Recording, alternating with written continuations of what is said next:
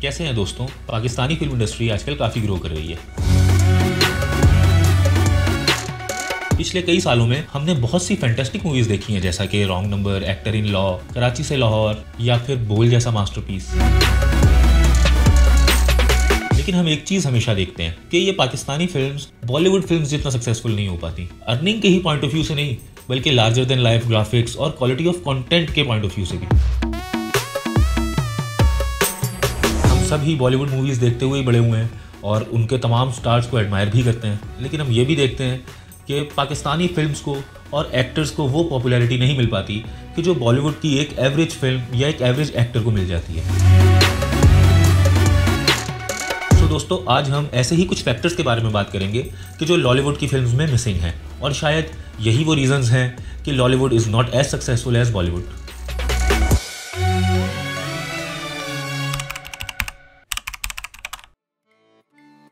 सबसे पहले तो लॉलीवुड और बॉलीवुड की हिस्ट्री को देखते हैं। इंडिया के पार्टीशन के बाद बहुत से फिल्म मेकर्स, एक्टर्स, प्रोड्यूसर्स और सिंगर्स लाहौर से बॉम्बे शिफ्ट हो गए बॉलीवुड में काम करने के लिए, जैसा कि दिलीप कुमार, मोहम्मद रफ़ी, नूरजहां वगैरह। उसकी एक वजह ये थी कि बॉलीवुड, जो कि 1913 में कायम हुई थी, उस वक्त तक एक स्टैब्लिश्ड फिल्म इंडस्ट्री बन चुकी थी, जबकि लॉलीवुड ने 1948 में अपनी पहली फिल्म बनाई थी जिसका नाम था तेरी याद। ये एक ब्लैक एंड व्हाइट मूवी थी जो कि देवान सरदारी लाल ने प्रोड्यूस की थी, और इसमें उन्होंने कास्ट किया था आशा भोसले, नासिर खान और शाम को। जबकि दूसरी तरफ बॉलीवुड ने 1948 में ही बहुत सी फिल्में प्रोड्यूस की, जैसा कि जिद्दी, अनोखी अदा, शहीद वगैरह। फिर लेट 60s एक ऐसा दौर था जो कि गोल्डन एज थी बॉलीवुड और लॉलीवुड दोनों के लिए, जिसमें बॉलीवुड ने कागज़ के फूल, मदर इंडिया, आवारा और मुगल आजम जैसे मास्टरपीसेस रिलीज़ किए, और लॉलीवुड ने भी अरमान, जलता रहा चिराग और तौबा जैसी बेहतरीन फिल्में रिलीज़ की।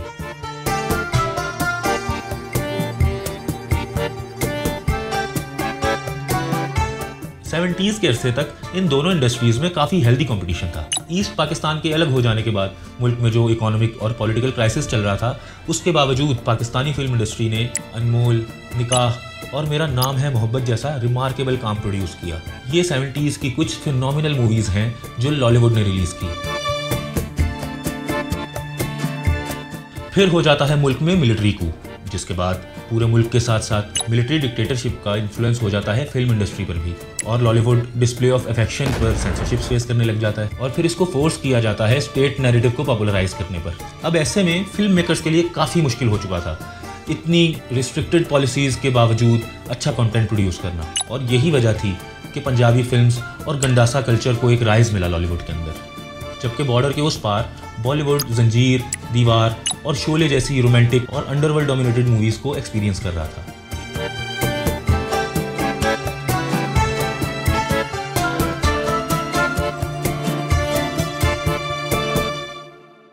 देखें, ये तो एक फैक्ट है कि बॉलीवुड की इस मैसिव सक्सेस के पीछे गवर्नमेंट, बिजनेसमैन और अंडरवर्ल्ड की फाइनेंशियल सपोर्ट थी। हाजी मस्तान और करीम लाला जैसे डॉन्स के इंडस्ट्री में पैसा लगाने से इस इंडस्ट्री को बहुत बूम मिला है। लेकिन इसका ये मतलब हरगिज़ नहीं कि बॉलीवुड ये सक्सेस डिजर्व नहीं करता था। हमें ये क्रेडिट बॉलीवुड के फिल्म मेकर्स और आर्टिस्ट को देना होगा, उनकी ही वजह से बॉलीवुड आज इस मकाम पर है। लेकिन हम ये भी जानते हैं कि great ideas need great investments. So excess of money ने एक मेजर रोल तो अदा किया है बॉलीवुड की सक्सेस में, जबकि इधर 1971 के बाद जैसा इकोनॉमिक क्राइसिस पाकिस्तान में आया था, उसका सीधा सीधा असर फिल्म इंडस्ट्री पर भी पड़ा, और यही चीज़ एक बुनियादी वजह बनी थी लॉलीवुड के जवाल का। अब चूंकि प्रोड्यूसर्स के पास पैसे नहीं थे, तो उन्होंने कहीं ना कहीं से तो कैपिटल ढूंढना था। फिर उनको जहां से इन्वेस्टमेंट मिली वहीं से कंटेंट भी मिला, और उसका नतीजा था जो कुछ हमने 80s, 90s और अर्ली 2000s में देखा।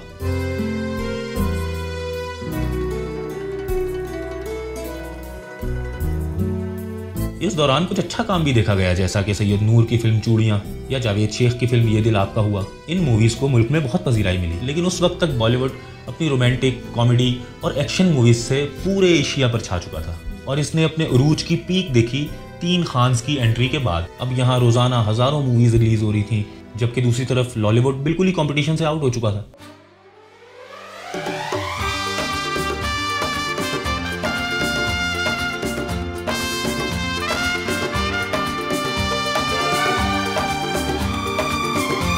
जब से तुम मुझे मिले हो, मुझे परेशान किए जा रहे हो। बड़े बड़े देशों में ऐसी छोटी छोटी बातें होती रहती हैं।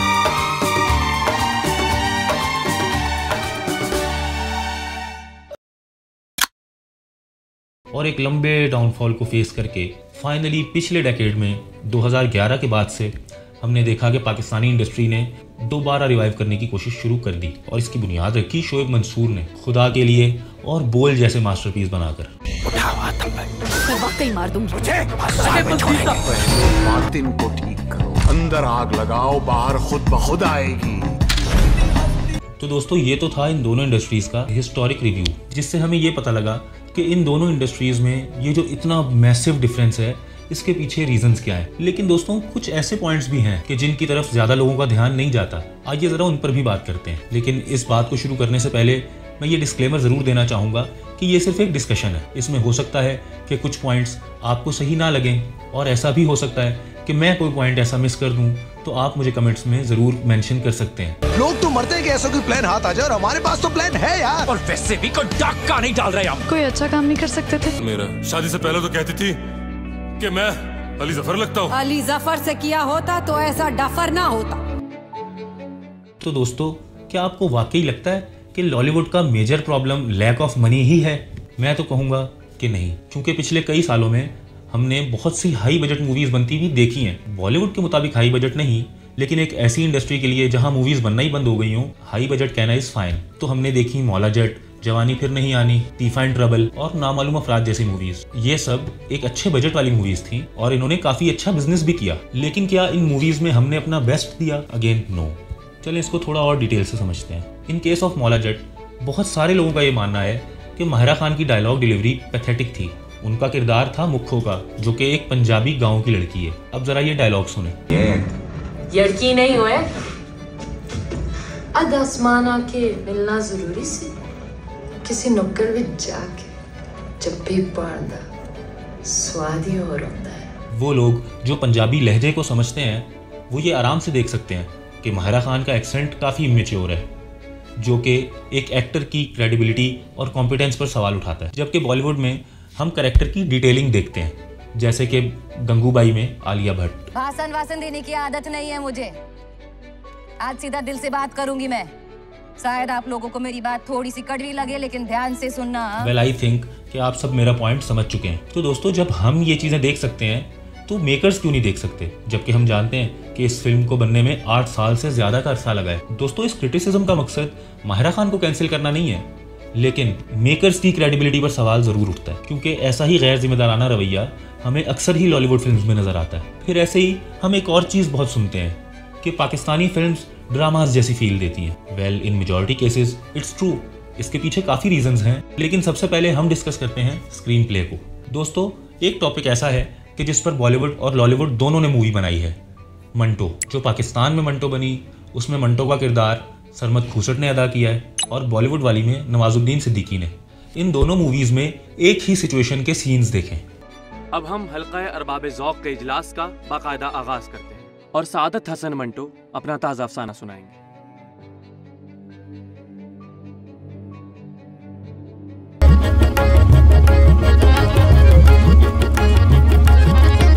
सब पीछे देख रहे हैं, लेकिन आज के कातिल लहू और लोहे से तारीख लिखते जा रहे हैं। अब आप क्लियरली ये डिसाइड कर सकते हैं कि कौन सी मूवी का सीन ज़्यादा प्रोफेशनल और रियलिस्टिक लग रहा है। बॉलीवुड वाली मंटो भी एक स्मॉल बजट मूवी है, तो इससे ये तो जाहिर हो रहा है कि लैक ऑफ मनी सबसे बड़ा मसला नहीं है, क्योंकि बॉलीवुड भी तो एक कम बजट में इतनी अच्छी मूवी बना लेता है। सो हमें ये तो समझ आ जाता है कि lack of money major problem नहीं है। पाकिस्तानी मूवीज ड्रामा क्यों लगती हैं, इसका एक रीज़न कास्टिंग भी है, क्योंकि जो चेहरे हम ड्रामाज में देखते हैं वही चेहरे हमें सिनेमा जाके भी देखने को मिलते हैं। बल्कि सिर्फ कास्ट ही नहीं, बल्कि डायरेक्टर्स और टेक्नीशियंस भी सेम ही हैं। सो जब प्रोडक्शन ही सेम है ड्रामा और मूवी की, तो जाहिर है वो देखने में भी एक जैसी ही लगेंगी। फिर अगर बात करें कंटेंट की, तो दोस्तों अगर आपका कंटेंट अट्रैक्टिव और डाइवर्स है तो बहुत से फैक्टर्स जिन पर हमने पहले बात की वो माइनस हो सकते हैं। कंफ्यूज्ड? Let me elaborate. अगर आपके पास बहुत ह्यूज बजट नहीं भी है, तब भी आप एक एंटरटेनिंग और हिट मूवी बना सकते हैं, जैसा कि गैंग्स ऑफ वासेपुर, अंधाधुन या प्यार का पंचनामा वगैरह। हम देख सकते हैं कि इतनी लो बजट होने के बावजूद भी इन मूवीज़ ने किस किस्म की मैसिव सक्सेस गेन की। इसकी वजह थी डाइवर्सिटी ऑफ कंटेंट। जबकि इस तरफ हम फहद मुस्तफ़ा का बनाया हुआ कंटेंट देखते हैं कि जो बॉलीवुड 90s और 2000s में बनाया करता था, जैसा कि नामालूम अफराद। हम क्लियरली देख सकते हैं कि किस बॉलीवुड मूवी से आइडिया लिया गया है। फिर कायद आज़म जिंदाबाद देख लें कि कैसे वो उसमें सलमान खान बनने की कोशिश कर रहे हैं।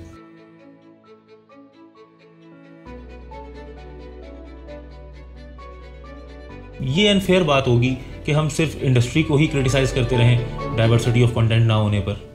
हमें ये मानना होगा कि इसके पीछे हाथ बैनिंग कल्चर का भी है।